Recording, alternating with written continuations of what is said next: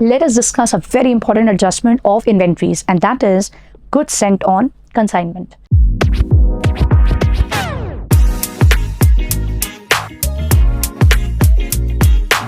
अब भाई goods Saint on consignment का मतलब क्या होता है?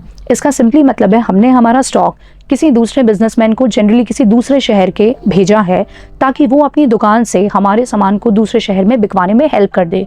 तो वो एक तरीके से एक एजेंट के तौर पे काम करता है और हम उसको कमीशन पे करते हैं। So this is the basic meaning. अब आता है इन्वेंट्री में इसका यूजेज। कंसिडर करो हमने स्टॉक टेकिंग करी 15 मार्च को, तो हमने अपना स्टॉक का कैलकुलेशन 15 मार्च को कर लिया, बट हमें निकालना है कि 31 मार्च को हमारा स्टॉक कितना है। अब बेटू दो टाइप के क्वेश्चन आते हैं। पहला, बताइए आपके स्टॉक की वैल्यू क्या है 31 मार्च को। आपके स्टॉक की वैल्यू क्या है 31 मार्च को? तो अगर हमारा सामान कंसाइनमेंट पे भेजा हुआ है और वो अनसोल्ड है और वो उस व्यक्ति के पास रखा है, तो भाई उसके पास रखा है तो वो तो है तो हमारा ही स्टॉक, तो इसीलिए हम उस स्टॉक को भी यहाँ ऐड कर लेंगे। Though it's not there with us physically but we have the ownership, तो उसको हम क्या करेंगे, we are going to add it.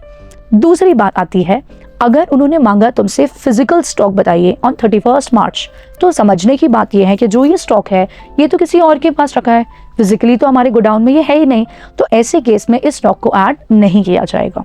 अब आता है इसी से कनेक्टेड दूसरा पॉइंट, लिखा है गुड्स रिसीव्ड ऑन कंसाइनमेंट।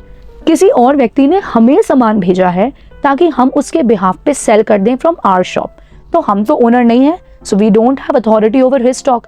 अब मानो हमने अपनी स्टॉक टेकिंग करी है 15 मार्च को, 15 मार्च, और इस ड्यूरेशन में कहीं हमें उससे वो स्टॉक रिसीव हो गया।